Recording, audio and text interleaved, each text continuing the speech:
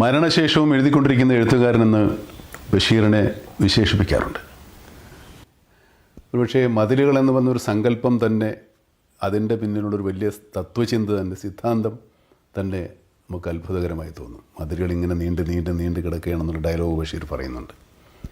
എല്ലാത്തിനെയും തമ്മിൽ വേദനിക്കുന്ന മതിലുകൾ, ഒരുപാട് മതിലുകളൊരു കാലഘട്ടത്തിലാണ് നമ്മൾ ജീവിക്കുന്നത്. തീർച്ചയായിട്ടും ഇതിൻ്റെ ഒരു പ്രസക്തി നമുക്ക് ബോധ്യപ്പെടും. കാലങ്ങളെ അതിജീവിക്കുന്ന ബഷീറിൻ്റെ കൃതികളും അദ്ദേഹത്തിൻ്റെ സിദ്ധാന്തങ്ങളെയും നമ്മൾ വീണ്ടും വീണ്ടും ഓർമ്മിച്ചുകൊണ്ടിരിക്കുക.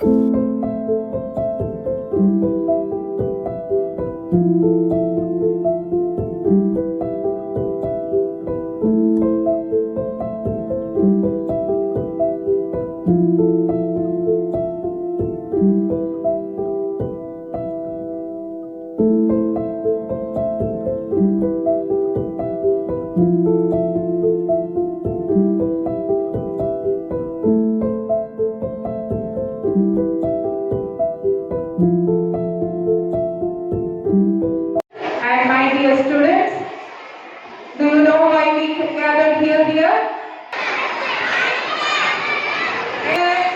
July 5th ആണ് Basheer ദിനാചരണമാണ്.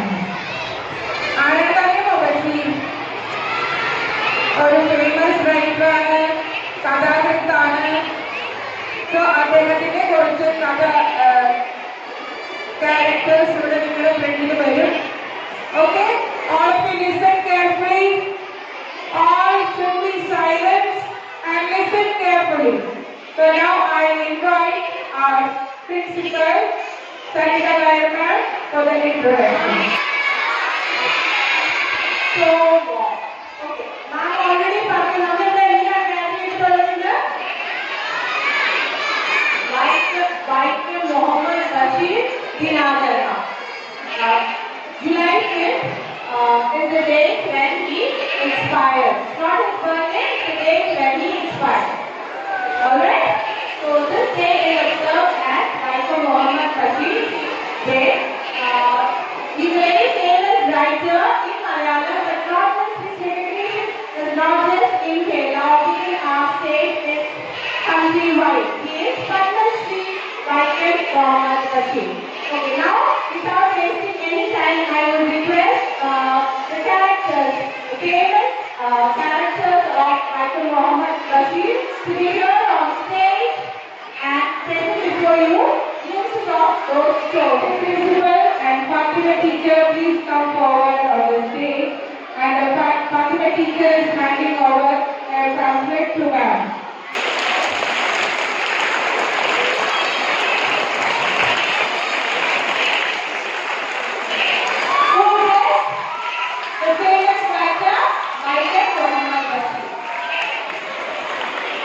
Thank you, Fatima teacher and ma'am. എല്ലാവർക്കും നമസ്കാരം. ഇന്ന് ജൂലൈ 5 വൈക്കം മുഹമ്മദ് ബഷീറിന്റെ ഓർമ്മ ദിനം. കഥകൾ പറഞ്ഞു കഥയായി പിന്നെ സ്വയം കഥയായി മാറിയ ഇതിഹാസമാണ് വൈക്കം മുഹമ്മദ് ബഷീർ. തന്റെ സവിശേഷമായ രചനാശൈലി കൊണ്ട്, വൈവിധ്യമാർന്ന കഥാസന്ദർഭങ്ങൾ കൊണ്ട് മലയാളത്തിൽ ഏറ്റവും ജനപ്രിയനായ എഴുത്തുകാരനായി മാറിയ എഴുത്തുകാരനാണ് ബഷീർ. സ്വതന്ത്ര സമര സേനാനിയായിരുന്ന വൈക്കം മുഹമ്മദ് ബഷീറിന്റെ ചലചരണം നമ്മുടെ ബേപ്പൂർ സുൽത്താന്റെ ഓർമ്മ ദിനമാണ് ജൂലൈ 5. 1908 വൈക്കം കാലത്ത് കലയോടക്കാരൻ ഭാര്യ അബ്ദുൾ റഹ്മാന്റെയും കുഞ്ഞാത്തുമ്മയുടെയും മൂത്ത മകനായി ബഷീർ ജനിച്ചത്.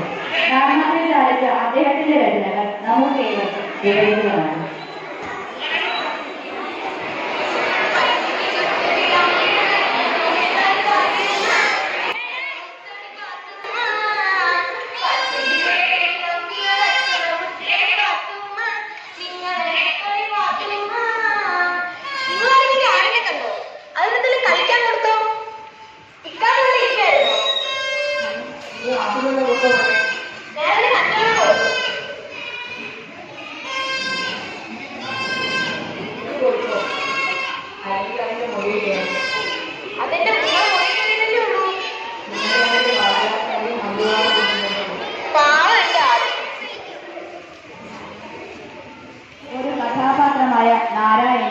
വൈക്കം മുഹമ്മദ് ബഷീർ.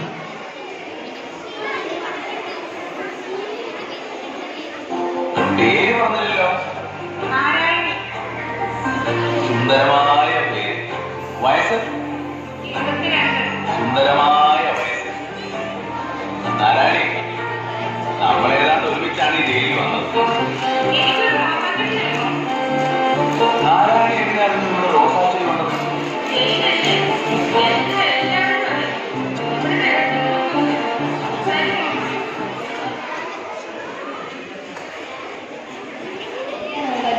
കേന്ദ്ര കഥാപാത്രമായ സാറാമ്മ. ഞാൻ കണ്ടേ താഴ്ത്തു വന്ന് പങ്കി നിൽക്കുന്നത്. ഞാൻ ബഷീറിന്റെ പ്രേമലേഖനത്തിലെ സാറാമ്മ, ഈശ്വരൻ നായരുടെ സാറാമ്മ. കണ്ടേ ഞാനാകുന്നു പ്രേമലേഖനം, യുവതിയാകുന്നു, യുവാവാകുന്നു പ്രേമലേഖനം. ജീവിത യൗവന വീക്ഷണവും ഹൃദയ പ്രേമസുരഭിലവുമായിരിക്കുന്ന ഈ അസുലഭ സാധനം പറഞ്ഞില്ലേ, നമ്മൾ തന്നെയാകും പ്രേമലേഖനം. ഇനി ഞങ്ങൾ നിങ്ങളെ കൂട്ടിക്കൊണ്ടു പോകുന്നത് വൈക്കം മുഹമ്മദ് ബഷീറിന്റെ മറ്റൊരു നോവലായ ബാല്യകാല സഖിയിലെ ഒരു രംഗത്തിലേക്കാണ്. കൂട്ടരെ, നിങ്ങളെ ഞാൻ നമ്മുടെ പ്രിയപ്പെട്ട മജീദിന്റെയും സുഹറയുടെയും ക്ലാസ് മുറിയിലേക്ക് കൊണ്ടുപോവുകയാണ്. അവരുടെ അധ്യാപകൻ വിശാരടി മാഷ് കണക്ക് പഠിപ്പിക്കാനായി ക്ലാസ് റൂമിലേക്ക് പോവുകയാണ്. ഒരു നമുക്ക് നമസ്തേ.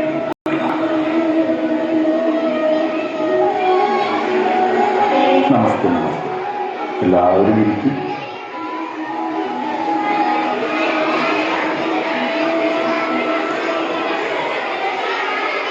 സുഹറ, നാരായണി, ഹനീഫ, അബ്ദുൽ റഷീദ്, അബൂബക്കർ, മണ്ടശ്ശിരോമണി. നമുക്കിന്ന് ലേശം കണക്ക് പഠിച്ചാലോ?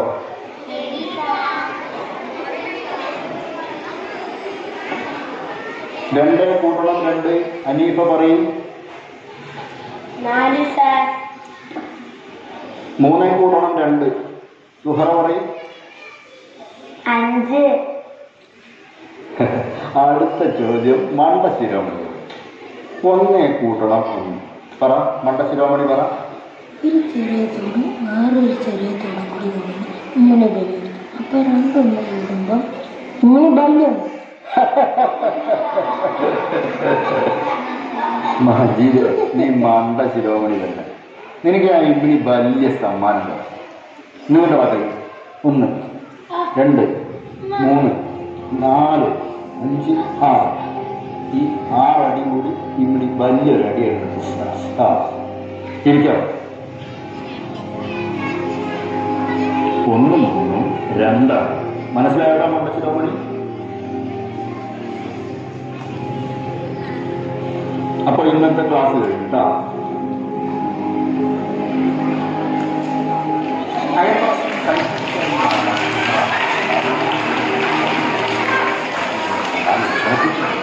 എന്നാൽ വിഷമ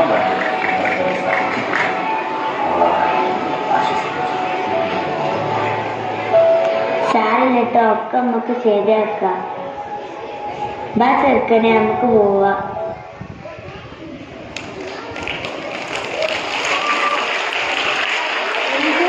And I congratulate all the teachers behind this. Congrats once again. You should have a huge round of applause.